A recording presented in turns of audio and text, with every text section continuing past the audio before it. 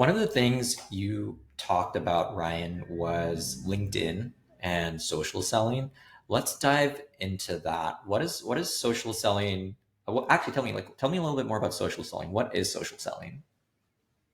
Yeah, so obviously outbound has gotten a lot harder over the last couple of years. Um, there's just more SDRs, more tooling. People's inboxes are flooded.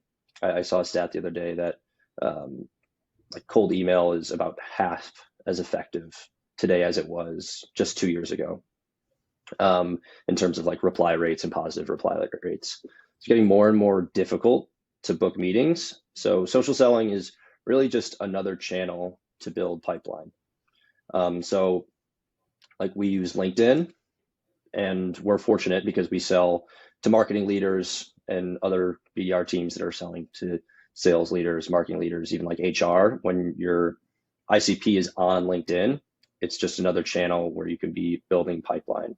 So we're sharing thought leadership content to basically build trust at scale with our prospects and our ICP.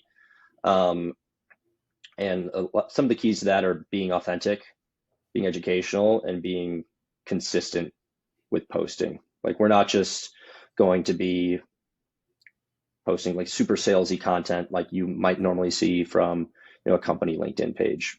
Like we want to act like people and build trust because people buy from people they trust.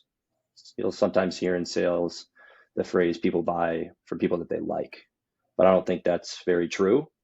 Like they buy from people that they trust. And if we can get people to trust me as a BDR, people to trust Letterdrop as a company, um, I think we're going to see much better results. I think a great example of that is I had somebody on a cold call 2 weeks ago, and she was just gassing me up on the phone, like singing my praises, saying this was like the best cold call she'd ever received, and she had some fairly valid objections. They just purchased another piece of software that was fairly competitive with Letterdrop, but I think I had her on the phone for 8 minutes, and like I said, she was just telling me how great I was and how much she liked me, but she like wasn't able to establish that trust on the call to get her to book a demo. Like no matter how much she liked me or how good I thought or how good she thought I was at my job, she even offered me a job at their company.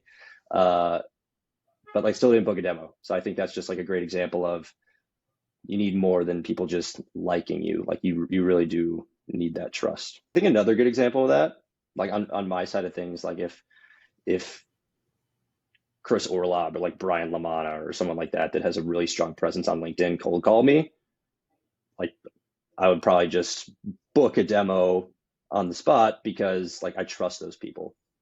Like they're thought leaders in the space.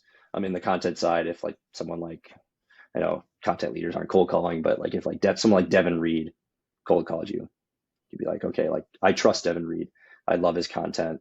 Um, Regardless of how much you liked him, like you would be interested in learning more. And Ryan, how does you being active on LinkedIn or being able to share content on LinkedIn build that trust? How does that impact inbound in any way? Like do people just show up at your doorstep? That's really helpful, especially like with me running some more SMB demos. Like the more inbound we can get, the better. And an overwhelming majority of those people will tell us, oh, like, I see Letterdrop everywhere. Um, like I see your content, I love your content, and that just makes it so much easier to sell because like they already trust us coming in, which is a huge deal. Um, if you go get somebody in outbound that maybe hasn't seen your content, it's just going to be more difficult because you have to establish that trust during the sales cycle. But if you start the sales cycle with that trust, then it just makes it that much easier to be able to like close a deal and book some close one revenue.